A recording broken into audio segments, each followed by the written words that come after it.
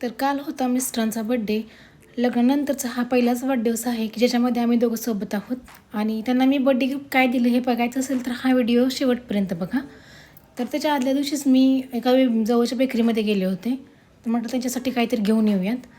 तर तिथं केल्यानंतर मी कॅडबरी घेतली, केक घेतला. केकमध्ये मला काही जास्त व्हरायटी मिळाल्या नाहीत, त्यामुळे जे अवेलेबल होतं तेच मी घेतलं. केकवरती नाव वगैरे टाकलं आणि हे सरप्राईज त्यांच्यासाठी अनएक्सपेक्टेड होतं बरं का, कारण त्यांना आयडिया नव्हती की मी असं काय त्यांच्यासाठी घेऊन आले असेल म्हणून. तर रात्री 12 वाजले. मी 12च्या आधीच तयारी करून ठेवली होती थोडीफार. त्यानंतर त्यांना मी बड्डे विश केला आणि केक वगैरे कटिंग केला. दुसऱ्या दिवशी त्यांचे मित्र येणार होते घरी, त्यामुळे मी त्यांच्यासाठी काही थोडंफार नाश्त्याची तयारी केली होती. त्याच्यामध्ये होतं वडापाव आणि सोबत मी वडापावची चटणी देखील केली होती. नंतर आम्ही बड्डे सेलिब्रेट केला, केक वगैरे कट केला.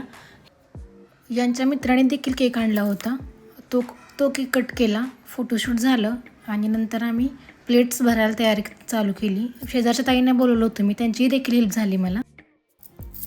त्यानंतर मी माझा बाकीचा सगळा पसारा आवरला आणि त्यांना मी हे टायटनचं वॉच गिफ्ट म्हणून दिलं होतं.